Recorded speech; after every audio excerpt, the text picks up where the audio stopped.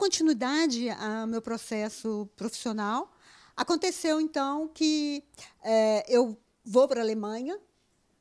Eu tive um companheiro, um cientista alemão, e eu vou para a Alemanha, vou morar em Heidelberg, e de Heidelberg ele era diretor do laboratório de Heidelberg, considerado um dos melhores da Alemanha, e depois ele recebe um convite.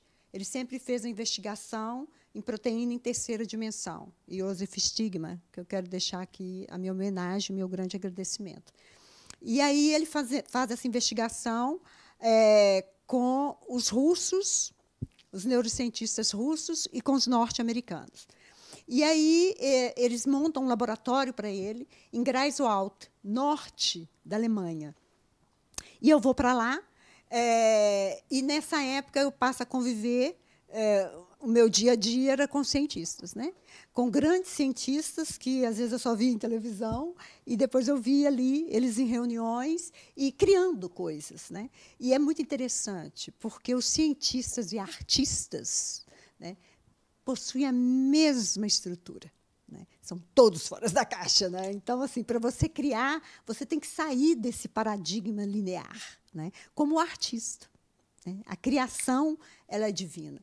E aí eu fui convivendo com eles e achava muito interessante a forma como eles criavam, eles brincavam muito, gostam muito de festas, são muito soltos. Né? E aí eu pensei, tá bom, então, quando eu voltar para Portugal, eu também vou criar uma coisa. E foi aí que eu volto para a universidade. E, quando eu volto para a universidade, para saber o que tinha de novo, isso foi em mais ou menos 2009, e aí é que eu me deparo com a psicologia positiva, que, na minha época, não existia, com a Helena Marujo, Luiz Miguel, que faleceu, e eles fizeram o doutoramento deles nos Estados Unidos, e aí eu me encantei. Né? Porque, depois da transpessoal, só podia ser a psicologia positiva que veio para ficar. Né? E ela prova, dentro do paradigma científico, o que é felicidade. E hoje nós sabemos o que é felicidade. A felicidade ela não é um bem individual, ela é um bem coletivo, ela tem uns paradigmas. Né? A felicidade ela passa por um propósito. O ser humano, o dia que ele não tem propósito, o dia que ele deixa de sonhar, é para morrer. Então, nós temos que ter um propósito, que eu escrevi num dos livros que eu publiquei, Tratado de Saúde Holística, que eu digo o seguinte, que eu posso ter um sonho, desde plantar uma roseira ou de transformar o mundo. O importante é acreditar em sonhos pela vida fora. Porque o dia que você deixa de sonhar, acabou-se. Então, aí eu fui estudar paradigmas, né? Otimismo. Gente, tudo isto é cientificamente estudado hoje. O otimismo, o que é o otimismo? E tudo passa pelo pré-frontal, porque a neurociência hoje ela consegue mapear o que você está sentindo.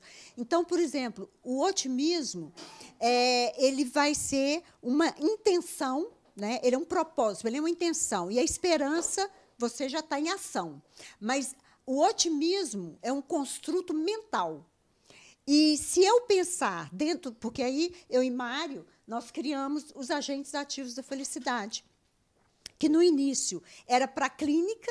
Né? Inicialmente, era um coach, uma psicoterapia. E, depois, ela passou para as escolas. Né? Quando eu fui a Caeté, eu apliquei em 500 crianças... nas escolas. E foi muito interessante que, inicialmente, eles me deram uma sala para aplicar. Mas a coisa deu certo, outra sala, depois foi o turno da manhã todo, depois o turno da manhã e o turno da tarde. Depois eu fiz um trabalho com os idosos, né, do PAP, fiz um trabalho com os adolescentes de risco, e, nesse trabalho, aconteceu uma coisa muito interessante, porque... esse coach realmente funciona, né? Porque foi criado e ele foi mesmo mapeado. Eu estava em estado elevado de consciência, peguei umas ideias com o Mário, fui para a Alemanha, estava passeando na floresta, andando de bicicleta, e isso veio assim... Né? É algo divino, né? Mas que teve que ser credenciado no meio acadêmico. Então, ela começa como terapia das fadas, e, depois de terapia das fadas, o acadêmico não ia aceitar, então a gente mudou o nome, né? E passou a ser trajetória de vida positiva. E depois eu convidei vários investigadores de Portugal, de Brasil e de Angola, e criamos os agentes ativos da felicidade. Porém, os agentes ativos da felicidade, ele saiu do clínico, né? Quer dizer, a primeira abordagem é clínica, mas ele foi muito além, né? Ele foi para as empresas, ele foi para as organizações, ele foi para as escolas, ele foi para as instituições, e agora o meu grande sonho é transformá-lo numa comunidade. Por isso que vocês estão aqui. Porque, em 2003, a Transpessoal sacudiu Cascais, com o Congresso da Consciência, né, Mari? O trabalho foi maravilhoso, maravilhoso. Sabe o que é você ter Cascais, né, com uma visão holística e transpessoal? Os hotéis, os empresários, as lojas, a Câmara, os políticos, todo Cascais vivenciou esse congresso da expansão da consciência. E não sei se vocês sabem, mas eu sou a embaixadora dos povos indígenas pela Fundação Turisíndio. E eu estive no Parlamento Europeu e associei a sabedoria dos povos indígenas, que é maravilhosa, aquilo que é na intimidade, com a psicologia positiva. Essa foi minha conferência no Parlamento Europeu. E a deputada ficou encantada. E eu peguei e fiz um desafio para ela. Eu disse assim, tá bom, já que você ficou encantada, vamos fazer o seguinte, vamos se organizar e fazer um congresso em Cascais. E é por isso que vocês estão aqui, porque eu quero esse desafio. Então, assim, sou muito grata, né, a Marisol e a Mariana por me ter acolhido, né, mas eu realmente quero que essa clínica expanda em todo o distrito de Cascais. É assim, uma andorinha sozinha não faz o verão, mas nós somos muitos, né? E vamos cutucar, cutucar e mexer com Cascais, fazer de Cascais. O que a gente está usando agora é permita-se florescer. Da saúde mental, né, da ciência, a arte de viver. E é colocar dança, meditação, essa coisa toda. E aí a meditação, por que deu esse boom todo na meditação? Esse boom todo na meditação, ele aconteceu porque, quando começaram a se estudar sobre a felicidade, eles pegaram 5.000 pessoas que eles acharam que eram felizes. Mas aí um deles lá questionou, vem cá, e essa coisa de meditação, será que isso é verdade? Será que isso deixa mesmo a pessoa feliz? Ah, então vão lá onde? Vão lá no Dalai Lama, né?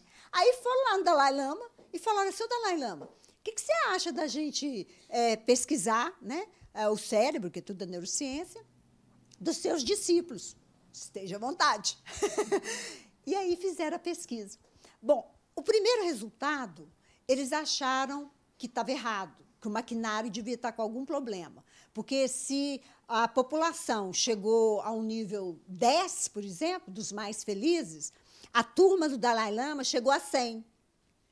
Então, eles pensaram, não, isso não pode, isso não está errado, vamos testar. E testaram mais 2 vezes, e eles continuaram dando um nível muito elevado, que é o pré-frontal.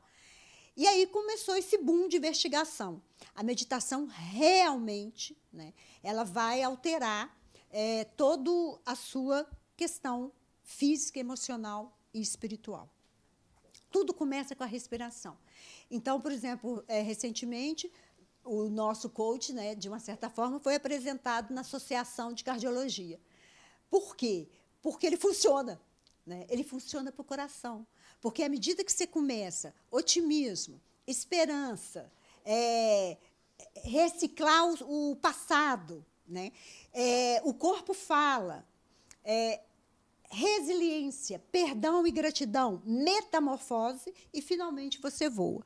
E realmente, quando nós comprovamos a nossa amostra, nós fizemos com 2 centros de saúde de Portugal. Por que eu escolhi isso? Porque os médicos, de um modo geral, é a classe mais resistente. Então, vou começar por eles.